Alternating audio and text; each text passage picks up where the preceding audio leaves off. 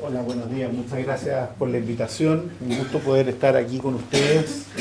Hoy día, como decía en la presentación, voy a, en mi función de gerente de desarrollo del Centro Tecnológico para la Innovación Alimentaria, hacerles una presentación en relación al tema de alergenos y los aspectos regulatorios, que tiene mucho de continuidad con lo que presentó Salomé, y algunas cosas se van a repetir por razones obvias, pero no son muchas. Pero son las cosas necesarias que hay que tomar de lo que presentó Salomé, que es una muy interesante y entretenida presentación para comprender el proceso regulatorio. En ese sentido, lo que yo les voy a presentar ahora es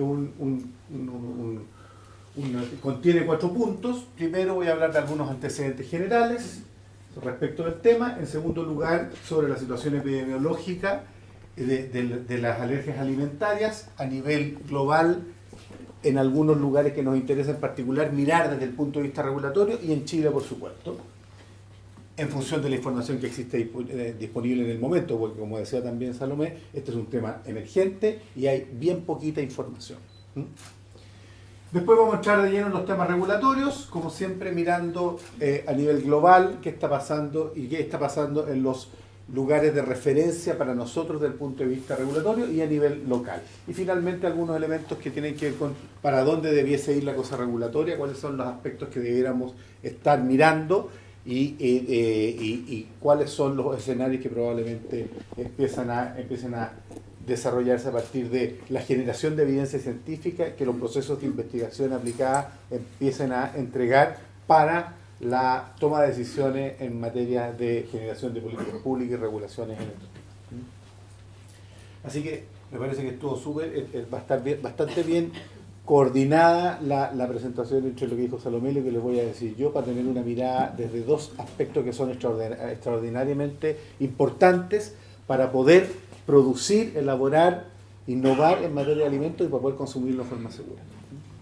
En relación a los antecedentes, la primera cosa que hay que decir es que hoy día se identifican más de 160 alimentos de consumo regular, masivo, corriente, cotidiano, que pueden provocar reacciones alérgicas. Hay una página web española que está asociada a Ecosan, que es la agencia de inocuidad de España, ¿cierto?, que se llama Infoalergenos, en donde ustedes pueden revisar esta información, y que es de las páginas que yo revisé, una de las que me parece que contiene la mayor cantidad de antecedentes disponibles, bien actualizada, y ahí uno puede encontrar entonces todo tipo de alimentos asociados a distintos niveles, grados o gravedad del problema alimentario. Pero como decía la Salomé, acá hay que ponerle foco a lo que de verdad es más complicado, más riesgoso, tiene más impacto y debe concentrar mayormente nuestra atención, ¿cierto? Y por lo tanto, si uno mira de estos más de 160 alimentos, ¿qué es lo que dice la evidencia científica respecto de su capacidad de provocar problemas alérgicos en la población? Se encuentra que, bueno, hay frutas que son las que representan el 33% de las alergias alimentarias, y aquí de nuevo, recogiendo lo que decía Salomé, es un elevado porcentaje, pero son de baja intensidad, no son muy graves las alergias provocadas por los alimentos, hechas las excepciones del caso en donde pueden haber personas muy alérgicas a los alimentos, que incluso tocándolas, ni siquiera comiéndoselas, pueden tener alguna reacción. Yo, por ejemplo, soy alérgico a los duraznos peludos, no puedo tocarlos, pero yo soy alérgico a todo.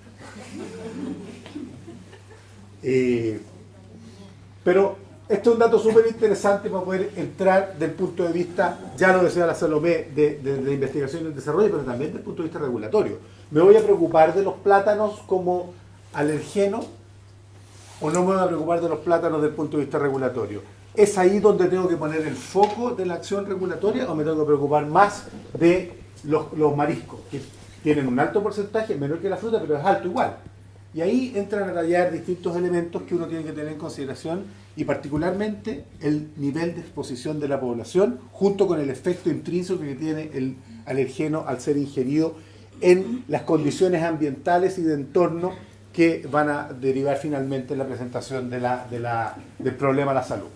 Entonces tenemos la fruta 33%, los frutos secos un 26%, mariscos 22%, los huevos 16%, lácteos 13,8%, pescados, y después tenemos una serie de otros productos en donde se va distribuyendo esta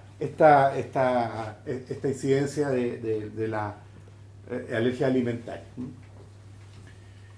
Ahora, si uno hila más fino aún, llega a encontrarse con el dato que desde inicio de los años 2000 se han identificado 8 grandes alimentos alergénicos que han sido motivo de la regulación a nivel internacional. De los 160 pasamos finalmente a un listado de 8 alimentos o derivados de ellos que son los responsables de más del 90% de la alergia alimentaria a nivel global. O sea, aquí está el problema, aquí está el riesgo, aquí está donde nosotros tenemos que mirar, aquí es donde tenemos que enfocar la mirada desde la ciencia, pero también desde la regulación. Y desde nuestra condición de consumidores, porque hoy día los consumidores tenemos que hacernos parte del tema y no esperar a que nos digan qué es lo que tenemos que hacer, ¿cierto? Porque si no, llegamos tarde a todos lados. Y ya somos alérgicos, y ya tenemos problemas, y vamos a ver que son problemas que no solo impactan en la salud, sino que también impactan en el bolsillo, en forma muy importante. ¿Cuáles son estos grandes grupos, estos grandes alimentos alergenos? Los 8 grandes que le llaman, haciendo alusión a los 10 grandes de los mamíferos salvajes, ¿cierto? Pues, bueno, estos son los huevos, los pescados, la soya, perdón, esta es la soya, estos son los cereales, estos son las nueces, los frutos de cáscara, los cereales, la leche, los moluscos bivalvos y los crustáceos. Aquí ya no es mariscos, es moluscos bivalvos y son crustáceos. Eso en términos globales. El resto, la Salomé ya le dio una súper buena aproximación del punto de vista de lo que hacen o no hacen estos alimentos, y entonces yo, para poder entrar en lo regulatorio, necesito aproximarme desde los datos epidemiológicos, porque hoy día lo que se busca, la tendencia y lo que se quiere es que las políticas, las regulaciones se basen en ciencia, sean basadas en ciencia, cada vez y progresivamente más, y menos en la intuición y la discrecionalidad, porque eso genera complicaciones, le mete elementos o cuñas a las regulaciones que las hacen débiles y finalmente exponen a los sujetos que se quieren proteger en base a las regulaciones. Cuando uno no lo hace, cuando uno hace regulaciones en materia de alimentos que no se ajustan progresivamente más y en forma más certera a evidencia científica, se arriesga a que lo lleven a una discusión respecto de barreras arancelarias para proteger el comercio. Y que finalmente esas regulaciones terminen en nada o terminen en un daño económico para el sector que se quiso regular. Entonces, evidencia científica para hacer buenas regulaciones y participación activa de todos los actores, porque tienen que ser consensuadas. Las buenas regulaciones se basan en ciencia, pero no son un paper. No basta con que la Salomé nos pase el paper, hay que discutir cómo hacemos que eso sea una buena regulación. Y ahí hay matices. Podemos tener 8 alimentos que son provocadores del 90% de las alergias alimentarias, pero no significa que vamos a aplicarle la misma regulación a rajatabla y desde el momento primero a todos los productores de alimentos, de cualquiera sean estos de los que aparecen ahí. O peor aún, de los 160 que les mencionaba inicialmente. Entonces, regulación basada en ciencia, pero toma de decisiones que considera otras variables, porque este es un problema multifactorial. Lo es desde el punto de vista etiológico, lo es desde el punto de vista clínico, pero también lo es desde el punto de vista regulatorio. Entonces, primer dato, y lo decía la Salomé, esto tiene que ver con la exposición. No es lo mismo regular respecto de la soya en los países orientales que en Chile. Y menos aún hace 50 años atrás, en donde no comíamos soya. Exactamente. Porque además esto es dinámico y los hábitos de consumo van cambiando. ¿Cierto? No es lo mismo regular, otro tema que la Salomé ha trabajado mucho, el tema de las acrilamidas en el consumo en los chilenos que comemos mucho pan que en los bolivianos que comen menos pan. ¿Por qué? Porque hay un factor de exposición que es determinante. Cuánto nosotros estamos expuestos al alergeno. Y en ese sentido, aquí hay una distinción súper clara. Aun cuando hay poca información a nivel internacional respecto a estos temas, las cosas que se saben con bastante certeza. Primero, que en la infancia temprana hay mayores problemas de incidencia de alergia alimentaria y están asociadas a productos como la leche, los huevos y los pescados. ¿Por qué? Porque los niños comen más leche, huevo y pescado, evidentemente. ¿Pero solo por eso son más alérgicos? No, no solo por eso. Y los adultos son más alérgicos, son menos alérgicos que los niños y son más alérgicos a las legumbres, los frutos secos, los mariscos y la hortaliza porque comen más ese tipo de productos que los niños. ¿Pero solo por eso? No, no solo por eso. Entonces, hay un factor de exposición, pero hay que entender bien que ese factor de exposición está asociado también a otros elementos que hay que ir visualizando para poder comprender mejor de qué forma regularlo. Y los niños sufren más alergias alimentarias que los adultos, entre otras cosas, está diferenciado por el tipo de exposición que tienen, pero además porque tienen mayor capacidad de absorción digestiva. Su intestino delgado absorbe con mucho mayor facilidad que el nuestro. Eso ya los expone más a los alergenos que a los adultos. Pero además, se me fue para adelante, bájale. Pero además, lo mencionaba Salomé también, el paso de la dieta de leche materna al otro tipo de alimento, a leche de vaca, es traumático desde el punto de vista digestivo, ¿cierto? Y eso también tiene un efecto importante en la presentación del cuadro alérgico.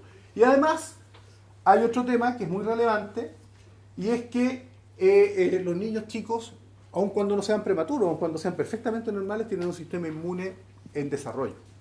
Y por lo tanto están más expuestos a las alergias alimentarias. Entonces ahí tenemos algunos factores que nos permiten precisar bien el tema de la exposición y poder precisar bien cuáles son los grupos vulnerables y a dónde están los riesgos para poder regular estos temas. Ahora, otro elemento relevante es la sintomatología. ¿Por qué la sintomatología? Porque dependiendo de la gravedad, del nivel de riesgo que representa el problema, yo voy a generar mi batería de acciones regulatorias. Y aquí tenemos un montón de alergenos que generan problemas de leve a moderados. Ojalá nunca tuviéramos ningún problema alérgico, pero también cuando estamos puestos del lado de la regulación, si tenemos que tomar decisiones que implican costos, tenemos que preocuparnos más de qué cosa, de las leves o de las graves. De las graves. Partamos por las graves, que es donde podemos exponer la vida de las personas, ¿cierto? Si a mí me dicen que tengo que optar entre regular la presencia de acrilamidas en los horneados en Chile o fortalecer el programa de marea roja, ¿qué hacen ustedes? Fortalecen el programa de marea roja, porque el programa de marea roja puede matar a alguien. Las acrilamidas todavía no sabemos si le van a hacer algo a alguien alguna vez, porque no sabemos bien cuál es el nivel de exposición que necesitamos tener frente a las acrilamidas para que nos provoque algún problema a la salud. Sabemos lo que le pasa a los ratones, pero nos parecemos los ratones, pero rata de dos patas, dice una cantante por ahí. Entonces, claro, sintomatología nos da un elemento también en relación a la gravedad del problema, al riesgo que queremos controlar. Y aquí, bueno, están los detalles de la sintomatología. Estas están asociadas más bien a las frutas y verduras, y estas están asociadas al maní, están asociadas a los mariscos, están asociadas a los problemas que genera un shock, a los alimentos que terminan generando shock anafilácticos. Estos son más bien dérmicos, erupciones, cuestiones momentáneas, pasajeras, molestas, sí, pero que bueno, si uno tiene que poner el foco desde las políticas públicas, hay que priorizar por otro lado. Después, en relación al tratamiento también hay que mirar qué significa. ¿Por qué? Porque las reacciones leves a moderadas se resuelven con terapias relativamente simples y de bajo costo. En cambio, las reacciones graves necesitan hospitalizaciones y necesitan terapias más complejas y uso de medicamentos. Bueno, hoy día se usa básicamente la adrenalina, que no es un fármaco de elevado costo, pero sí hay que llegar a un hospital o tiene que haber alguien que lo sepa administrar, que ir a cuando uno no tiene adrenalina en la casa, digamos, o sea, tiene una complicación el tratamiento que también es importante tener en consideración. Son estos casos los que llegan a los sistemas de salud y son sobre la base de estos casos que uno puede hacer estimaciones. Los otros pasan piola, digamos, ¿cierto? Nosotros no vamos al doctor cuando tenemos un problema de que nos comimos un producto que no está en muy buen estado y tenemos un cuadro digestivo y nos pasamos dos días en el baño, no vamos al doctor.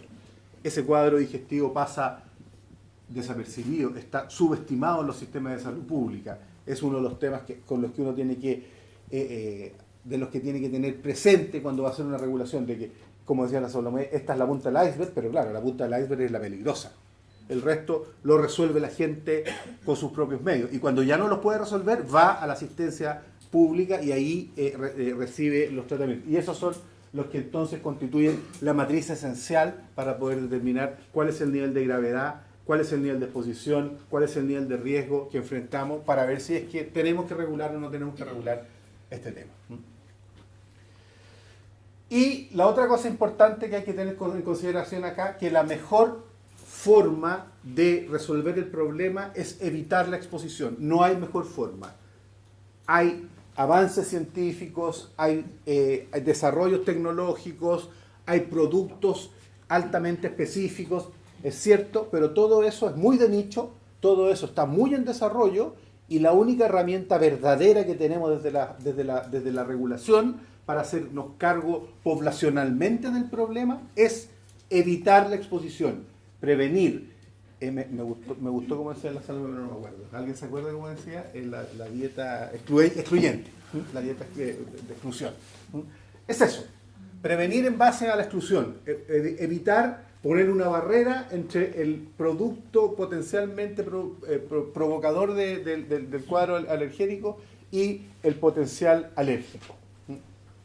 Ahora, esto lamentablemente ocurre en base a una situación de prueba y error, porque nadie sabe que es alérgico hasta que se da cuenta porque le dio alergia. ¿Cierto? Y lamentablemente el caso en que es tan grave que uno se da cuenta pero no la cuenta. Entonces es importante prevenir, pero es importante informar. Y eso es un tema que también hay que tener. Mi señora es alérgica al paracetamol. Una vez le dieron un paracetamol y casi se murió ahí mismo. Las alergias a los medicamentos son tremendas. Generalmente son alergias anafilácticas, no cutáneas, no dérmicas, no, son anafilácticas, provocan choque anafiláctico. Entonces, el problema es que uno se da cuenta cuando la tiene. Es difícil, o si algunas personas dicen, no, sabe que yo soy alérgico, le voy a hacer un test cutáneo a mi hijo para ver si es alérgico, y uno va y le hace y le ponen las cositas y se puede dar cuenta. Pero la mayor parte de la población no hace eso. Bueno. Entonces, la mejor forma de controlarlo, la mejor política pública es la prevención, es la única manera eficaz de eliminar los alergenos en la dieta, y para eso es necesario, y aquí entramos en el tema central de lo que les quiero contar. Para hacer eso, lo que necesitamos es informar, y la herramienta privilegiada que tenemos desde el punto de vista regulatorio para informar en los alimentos es el rotulado. Y por eso al rotulado se le quiere cargar todo. Porque es la ventana para entender los alimentos que tenemos los consumidores. Pero si nosotros queremos controlar un problema como este, en donde la única forma que tenemos es la prevención, necesariamente tenemos que recurrir al rotulado para ello. No únicamente, hay que hacer cosas para evitar que los alimentos se contaminen, pero la forma definitiva de poder hacer prevención es que la gente sepa que ese alimento eventualmente es de riesgo potencial para uno que es alérgico. Y en ese sentido, ¿qué dice la Organización Mundial de la Salud? Dice que hay que tener cuidado, porque si bien este no es un problema dramático, sí afecta a proporciones importantes de la población, entre el 1 y el 3% de los adultos y 4 o 6% de la población de los niños. Aquí están los principales alérgenos y el porcentaje de afectación que tiene la población mundial, según lo que dice la OMS. La OMS junto con la FAO tienen la red Infosan, que es la red de información y alertas alimentarias que opera a nivel global, ¿cierto? Y ellos hacen un resumen, entregan esta información de resumen respecto a la alergia alimentaria y cómo comportarse frente a ella, y nos entregan los tópicos centrales de lo que uno tiene que conocer, entender y manejar para enfrentar el tema de la alergia alimentaria. ¿Y qué nos dice? Que son reacciones adversas, ¿cierto? Que tienen que ver con las proteínas, que es un origen mecánico inmunitario. Habla de los síntomas, de la prevalencia, que se han identificado más de 70 alimentos, dice en este caso, pero como yo les decía, hay algunos que hablan de más de 160. habla con cuáles son los elementos de mayor implicancia y aquí empieza a hablar de los aspectos regulatorios. Y a nivel internacional, el principal regulador de los temas relativos a la inocuidad de los alimentos es el Códex. Los países se ponen de acuerdo en el Códex respecto de cómo quieren que sean las regulaciones a nivel internacional, consensuadamente, para poder facilitar el intercambio y asegurar un consumo seguro de alimentos. Y por lo tanto, el primer elemento regulatorio que nos aparece en el camino en esta materia es lo que dice el Códex. Y vamos a ver por qué es tan importante. Bueno, siguiendo respecto a los datos que disponibles en términos de prevalencias e incidencia, en la Unión Europea hablan de 17 millones de personas que padecen de este problema, 3,5 tienen menos de 25 años, y aquí vemos los países en relación a los porcentajes de alergia que presentan anualmente. En Estados Unidos los datos indican que entre un 2% de los adultos y un 8% de los niños son alérgicos a algún alimento, y que hay al año 300.000 urgencias, 2.000 hospitalizados y 150 muertes. Un dato importante. Y en Chile, ¿qué es lo que tenemos en términos de información epidemiológica? Es que hay un estudio, que es el primer estudio que se hizo, que lo hizo la Católica y el Instituto Milenio de Inmunología e Inmunoterapia, que habla que un 5,5% de los niños chilenos es alérgico a algún alimento. Y aquí hay otro estudio más que habla de los costos que significa que estos niños sean alérgicos, y habla de que al menos se gastan las personas que tienen niños lactantes alérgicos, se gastan al menos 400.000 pesos mensuales en fórmulas hidrolizadas para evitar la presencia de alergia en sus niños, y que puedan alimentarse correctamente. En razón de ello, aquí desde hace algunos años atrás, no me acuerdo bien desde hace cuántos años atrás, pero el MinSal está disponiendo anualmente de 20.000 millones de pesos para el programa de alergia a la proteína de la leche de vaca, con el fin de mitigar los gastos de la familia. O sea, la gente va al consultorio y le entregan una leche hidrolizada, digamos, para poder suplir las necesidades de su hijo y no tener que incurrir en este gasto. Pero estos son datos extraordinariamente relevantes a la hora de hacer políticas públicas y generar regulaciones en estos temas. ¿Qué pasa con la situación regulatoria, dado el contexto que les presenté? Bueno, primero, como les decía, la referencia global, y para todos los que forman parte del sistema de Naciones Unidas, ¿cierto?, en materia de regulación en inocuidad y calidad de los alimentos, es el Códex. ¿Y el Códex qué dice en relación a las alergias alimentarias? Lo mismo que hemos estado diciendo hasta ahora. Este es un problema que básicamente se resuelve por la vía de la prevención, que la vía de la prevención tiene que ver con cómo nosotros le informamos a los consumidores y lo hacemos parte activa de la solución del problema, y para ello genera una norma, una directriz, la Códex TAN del año 85, actualizada al año 91, que es de etiquetado obligatorio de los alimentos preenvasados, y en donde en el punto 4214 habla de cuáles son los alimentos que producen o pueden producir algún efecto alérgico en las personas. Y aquí se reproduce o se repite lo que ya hemos visto con anterioridad, cuáles son estos 8 grandes alimentos provocadores de alergia. Los cereales, los crustáceos y sus productos, los huevos, los pescados, el maní, la soya y sus productos, la leche y sus productos, las nueces y los frutos de cáscara, ¿cierto? Y los sulfitos en concentraciones de 10 miligramos por kilo o más. Esto es lo que a nivel mundial los 187 países que conforman el Códex, a través de sus comités técnicos y sus organismos científicos auxiliares, han determinado qué es lo que se comparte en términos de la exposición, el riesgo, las características de su población, etcétera, en términos de la necesidad de rotular los alimentos. Y aquí es interesante ver que en las distintas regulaciones ustedes van a ver que las listas de productos que aparecen en términos de la obligatoriedad de su rotulado son parecidas, pero no son iguales. Y la especificidad está dada por lo que les decía. No todos comemos igual, no todos tenemos el mismo entorno, no todos estamos expuestos a las condiciones ambientales equivalentes, y por lo tanto hay matices que son importantes que la regulación la regulación global nos da un paraguas, pero la regulación local tiene que ajustar en función de su propia realidad. ¿Qué dice Europa en relación a esto? Europa reconoce lo que propone el Códex, sin embargo, el año 2011 amplió la lista de los 8 alimentos considerados alergénicos por el Códex, lo amplió a 14. Europa no habla de los 8 grandes alimentos alérgenos, sino que habla de los 14 y incorpora algunos más que no están considerados en el Códex. ¿Por qué Europa lo tiene así y el Códex no? Porque Europa tiene más recursos y avanza más rápido. La EFSA tiene más plata para hacer evaluaciones de riesgo y ha hecho más evaluaciones de riesgo en materia de alergia alimentaria que las capacidades que ha tenido el Códex hasta ahora. Y por lo tanto, no es que en Europa necesariamente la gente sea más sensible, sino que probablemente algunos de esos productos todavía no han sido evaluados. Y cuando sean evaluados, el Códex puede que los sume y así los van a ir sumando los demás países. ¿Por qué es importante lo que dice el Códex?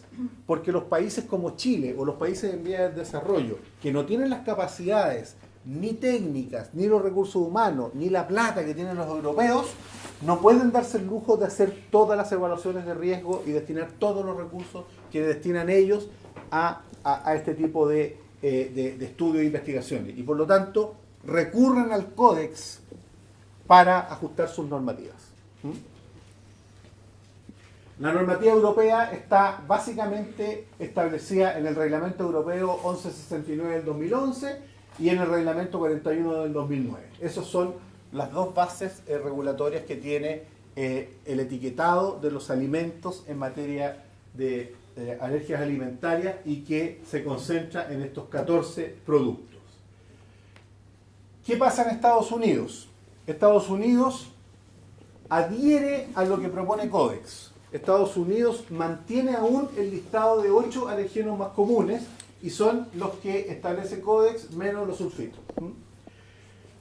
En Estados Unidos la ley que regula la rotulación de los alimentos en relación a si son o no alergénicos es la FALPA, que depende de la FDA. Depende del FDA, que es el Ministerio de Salud de Estados Unidos. Sin embargo, hay un sector que no está afecto a esta regulación por cuestiones de administración federal norteamericana. La cosa de inocuidad de los alimentos está repartida entre el Ministerio de Salud y el Ministerio de Agricultura, y el Ministerio de Agricultura es el responsable en temas de inocuidad en relación a productos cárnicos, aves de corral y huevos. Y esta norma, que es obligatoria para todos los alimentos de esta lista, no lo es para aquellos que están bajo el control de la norma del Ministerio de Agricultura, específicamente del FSAIES, pero el FSAIES tiene una definición o una declaración que está en la guía para el cumplimiento de las normas sobre declaración de alergeno, en donde recomienda a los productores que sigan sigan la norma del FALPA, aun cuando no es obligatorio. Empieza a ser obligatorio cuando tienen un problema. Cuando se detecta que hay presencia de alergenos en los productos que están bajo la tuición del FSAIES, ahí sí empieza a ser obligatorio que lo rotulen. ¿Por qué es importante tener en consideración esto? Porque nuestro principal socio comercial en materia de exportación de alimentos es Estados Unidos. Es Estados Unidos.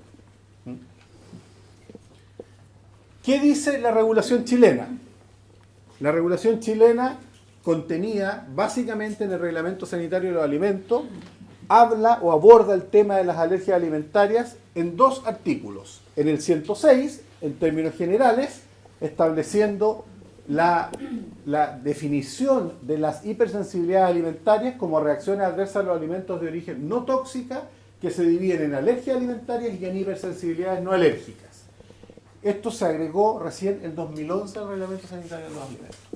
Eso es un primer elemento para poder abordar después cómo lo vamos a rotular para efectos de la producción, distribución y consumo en Chile.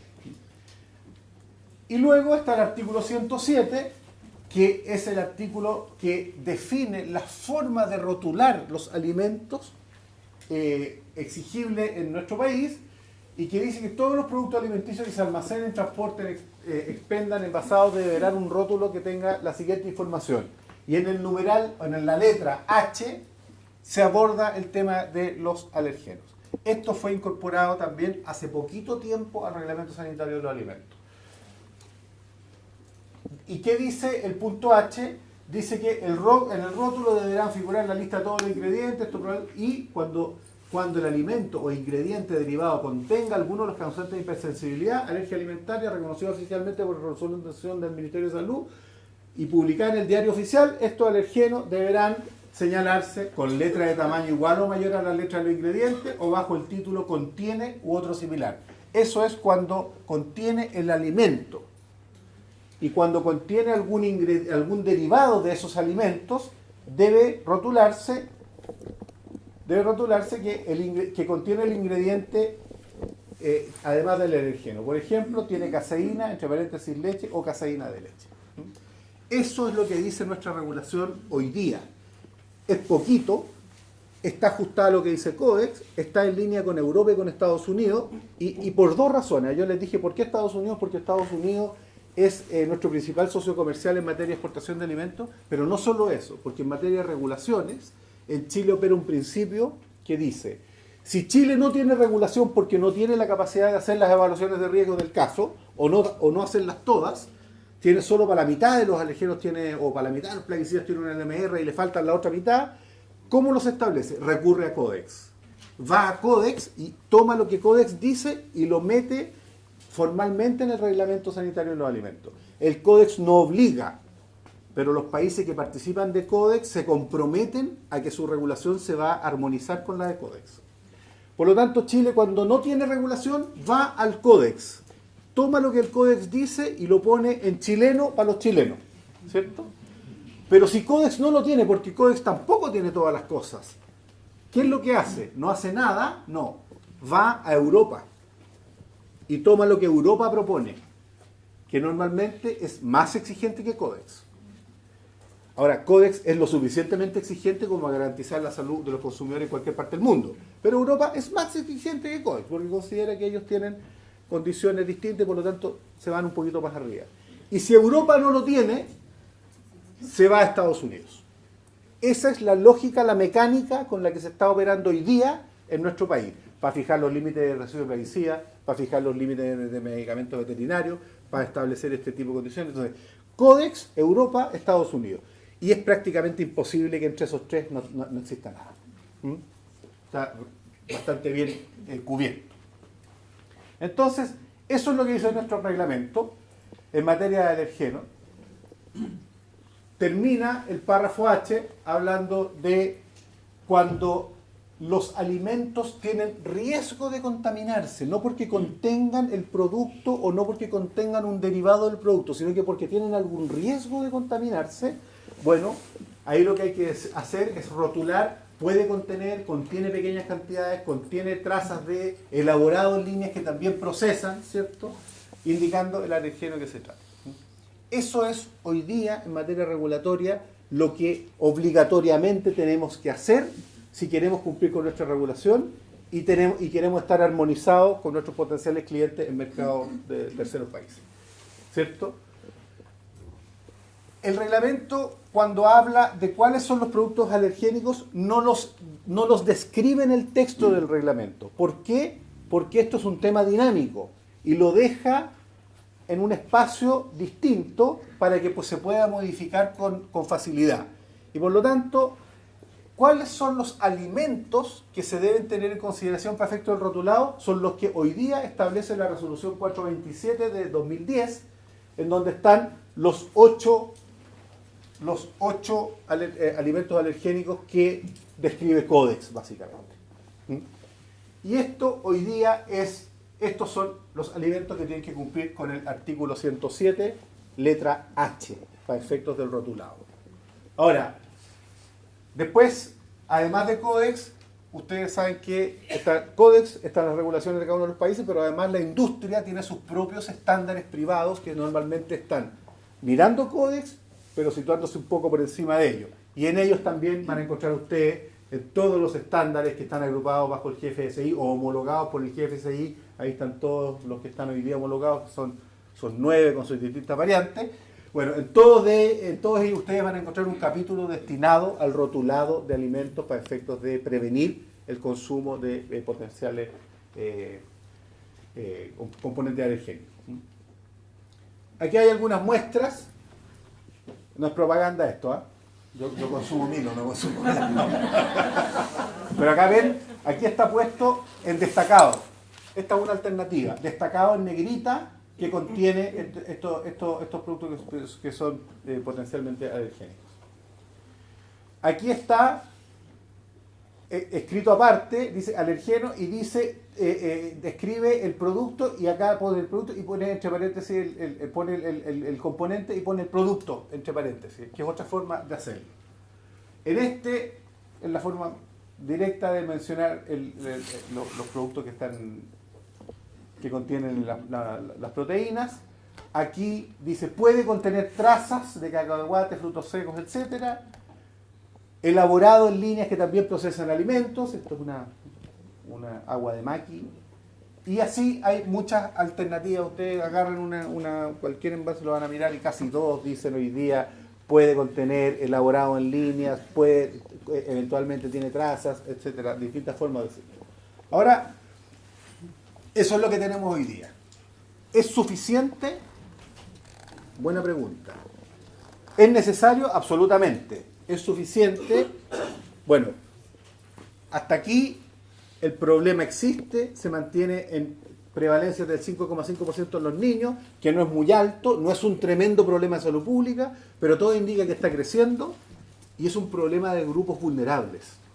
Y por lo tanto, solo con informar a los consumidores, por muy activos que estos sean, no es absolutamente suficiente para hacerse cargo del problema.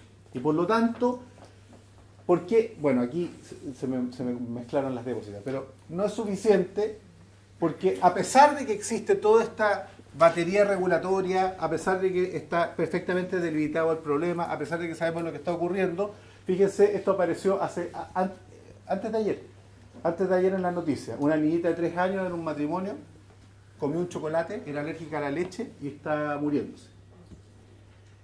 Y el chocolate decía que no tenía leche. O sea, uno opera desde la buena fe, pero estas cosas ocurren. Y el rotulado no la resuelve.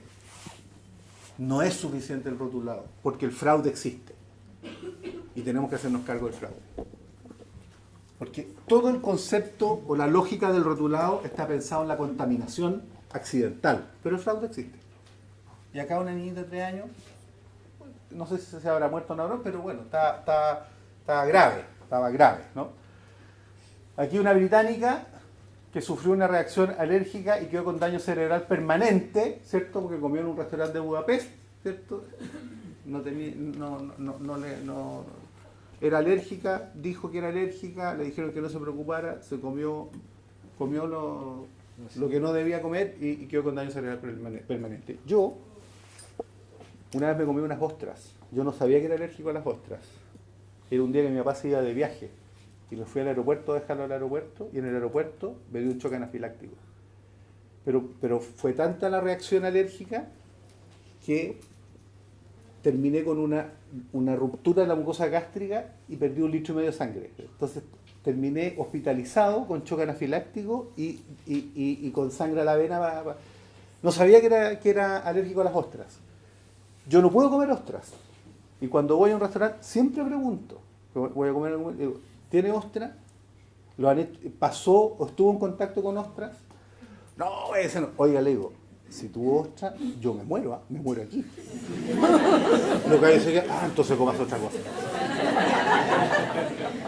No es broma. Yo no me moría por la suerte. Un Paco, un carabinero, perdón. Un carabinero me llevó a la posta central. Lo dejé vomitado enterito. Bueno, otro dato interesante que apareció en la prensa hace poco es que en Chile el diagnóstico existe, tenemos claro que tenemos problemas, qué sé yo, pero no tenemos por re poco especialistas. No hay especialistas. En el sistema público no hay especialistas, en privado sí. El sistema público carece de especialistas en el tema. Bueno, pero volviendo un poco a lo que les decía, ¿es suficiente con el rotulado? No, no es suficiente. Porque por mucho que uno rotule, puede hacer otras cosas para hacer una mejor prevención. Y en ese sentido, los productores de alimentos tienen una tremenda responsabilidad más allá del rotulado. ¿Y cuál es? Controlar sus proveedores, porque los insumos pueden venir contaminados. El año pasado pasó, no con alergenos, pero con micotoxina. Una conocidísima empresa chilena que tuvo un tremendo problema porque su proveedor en Perú le mandó insumos que venían contaminados con aflatoxina. Y no hubo detección de aflatoxina. No hubo control de aflatoxina en una empresa que se dedica a las especias. Hoy día, una empresa que se dedica a las especies que no tenga un programa propio, no el programa del Ministerio de Salud, un programa propio de control de micotoxina, está asumiendo un tremendo riesgo, pero está haciendo una tremenda irresponsabilidad. Porque acá hay un riesgo comercial, del negocio, de la empresa, de la marca, pero hay un tema ético y hay una tremenda responsabilidad. En Estados Unidos, la Salomé hablaba de la mantequilla maní. Unos productores de mantequilla maní, el caso que provocó la transformación de la normativa norteamericana en el gobierno de Obama, que se transformó en el famoso FISMA que tenemos hoy día, que todos conocemos, es producto de maní, de mantequilla maní contaminada con listeria, que los productores sabían que estaba contaminada, no hicieron nada y mataron a no sé cuántas personas. Los gallos los condenaron a 25 años de cárcel a cada uno, desde el dueño al gerente. Y cambió la norma norteamericana en materia de inocuidad. Pero entonces, respecto a nuestros proveedores, tenemos que hacer control de proveedores y tenemos que hacerlo en serio. Sí estamos trabajando con productos de riesgo en materia de alergia alimentaria o con cualquier otro aspecto de inocuidad. Tenemos que tener programas de aseguramiento de la calidad que nos permitan asegurar o minimizar los riesgos de contaminación cruzada en las líneas de producción. Tenemos que tener desde HACCP al BRC o cualquiera de los estándares del GFCI, tenemos que tenerlo y tenemos que tener súper claro que un elemento crítico de ellos es el tema de los alérgenos y la contaminación cruzada con alérgenos. Y tenemos que revisar y chequear nuestras formulaciones. A veces le metemos cosas a los alimentos que no sabemos bien qué es lo que son. Y eso es una acción que tiene que estar abordada desde la empresa, desde el productor de alimentos, que como dice la FAO es el primer responsable de la inocuidad, es el productor de alimentos, no es el Estado es el que tiene que regular, pero el Estado cuando el problema se produjo tiene que hacerse cargo, ¿no es cierto? Pero el que tiene la posibilidad de evitar que se provoque el problema es el que está produciendo los alimentos. En consecuencia, hay una tarea de gestión efectiva de alergenos o de potenciales contaminación con alergenos que nos permite identificar e informar mejor a nuestros consumidores, ¿cierto? Tenemos que hacer cosas más allá de decir en la etiqueta lo formal de lo que me exige la regulación. Tenemos que hacer cosas para que nosotros sepamos que lo que estamos diciendo en esa etiqueta efectivamente es así, o estamos controlando los riesgos de manera que la probabilidad de que no sea así sea bajita. El riesgo cero acá no existe y todos lo tenemos súper claro, pero jugar con los riesgos es muy riesgoso. Entonces, ¿qué es lo que tenemos que tener en claro? Que aquí estamos frente a un tema de riesgo real, es un tema de riesgo real que afecta a poblaciones vulnerables que muchos de ellos no saben leer. Y si están solitos se van a comer la cosa y no van a haber leído. Y si saben leer, no saben qué significa. Por lo tanto, ojo, porque son población vulnerable. Pero además hay un tema que hay que manejar con mucho cuidado, que es la percepción de riesgo. Yo me mando una embarrada y la población crucifica la categoría completa en el instante, aun cuando todos los demás hagamos la pega súper bien. Entonces está el riesgo real y está la percepción de riesgo, y hay que tener claro que son dos variables determinantes a la hora de poder gestionar correcta y eficazmente este tema. Y eso significa tener siempre presente que hay un factor involuntario que puede terminar en un proceso de contaminación, pero que también podemos estar expuestos a fraude. Y podemos estar expuestos a fraude como consumidores, pero como productores de alimentos también. Y hoy día cada vez más la regulación en materia de fraude se está haciendo estricta y exigente. por los eventos que han ocurrido particularmente en Europa y en los últimos años.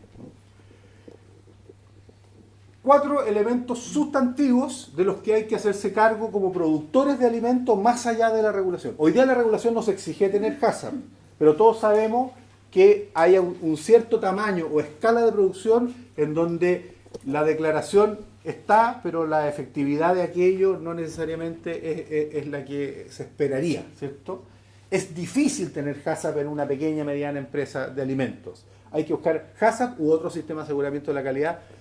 Discusión eterna con el regulador chileno respecto a que se abra la posibilidad de que existan modelos basados en riesgo para otras realidades de pequeña escala, para hacer una mejor gestión de los riesgos, como en este caso de los alérgenos. Trazabilidad. Otro elemento sustantivo. En Chile nosotros tenemos una regulación de trazabilidad en el reglamento sanitario de alimentos, pero es muy precaria. Hay una propuesta de mejoramiento de los estándares mínimos de trazabilidad que está en el proceso de revisión jurídica del Ministerio de Salud, que va a mejorar en algo esta situación. Pero más allá de ese piso, que hoy día es precario, que va a mejorar en algo durante este año probablemente, hay que asegurar la trazabilidad de los productos por sobre el cumplimiento de la regulación, que es el mínimo. Y en muchos casos son productos complejos que cuesta trazarlos. Entonces hay que cranear un poco cómo hacerlo para no perder nunca la pista de dónde están nuestros productos en la eventualidad de que exista algún tipo de problema que requiera precisar a dónde están. El otro elemento es la vigilancia activa, hacerse parte de la solución y no del problema. Entender que todos tenemos un rol como reguladores, como productores, pero como consumidores también. Y aquí el sistema regulatorio está al debe en tener un programa de vigilancia. No hay programa de vigilancia en esta materia. Y debiese haber porque es un tema emergente y que afecta a grupos vulnerables. Claro, es complicado porque son recursos, es plata, todo lo que ustedes quieran. Pero bueno, aquí hay un tema que demanda un programa de vigilancia, como hay uno de marea roja, como hay uno de metales pesados, como hay uno de listeria. Aquí hay un tema que demanda un programa de vigilancia activa, en donde no solo se vayan a tomar muestras y eso, sino que además tengamos la participación y el involucramiento de los actores, como deben ser los programas de vigilancia hoy día. Y por último, y este es un tema que yo creo que hace una diferencia muy sustantiva, que se sale de lo regulatorio, pero que es un complemento, es construir, desarrollar, establecer una cultura de inocuidad en la sociedad. Hace 30 años atrás, cuando uno abría la ventana del auto y tiraba la colilla de cigarrillo, para afuera nadie le decía nada. Hagan eso hoy día. No se puede. Porque se instaló un concepto en la sociedad de que eso es inadmisible. Algo parecido debemos hacer en cultura y inocuidad. El concepto de cultura y inocuidad surgió en las empresas, para que los trabajadores de la empresa tuvieran alta conciencia de que lo que ellos estaban haciendo no eran clavos, no eran zapatos, eran alimentos que alguien se iba a comer, y eso tenía una particular connotación desde el punto de vista ético, de la responsabilidad, etc. La cultura de inocuidad en ese sentido era: haga bien las cosas cuando no lo están mirando. Eso es lo que queremos, que usted haga bien siempre las cosas, no porque lo están controlando. Pero hoy día eso traspasa las fronteras de la empresa y tiene que ser una dimensión de cultura y inocuidad desde la sociedad, un cambio de hábito social, colectivo e individual. Parecido a lo que ocurrió con el tema del cinturón de seguridad, por ejemplo. Que bueno, ahí es parecido, porque el cinturón de seguridad, si uno no se lo pone, le pasan un parte, pero hoy día es raro que alguien no se ponga el cinturón de seguridad y que esté pensando que le van a pasar un parte. Uno se lo pone por hábito, ¿cierto? Hoy día es un hábito. Pero el tema de botar basura a la calle se ha instalado como una cosa muy rechazada por la gran mayoría de la gente y ya no es tan común que uno vea a alguien tirando algo por la ventana del auto. Ese cambio de hábito colectivo, pero también individual, del punto de vista de la inocuidad, es un elemento que permitiría dar un salto cualitativo, complementario a lo regulatorio y que permitiría tener mucho mejor vigilancia activa y prevención. Bueno, eso es lo que les quería contar. Muchas gracias por la atención. Un gusto estar acá.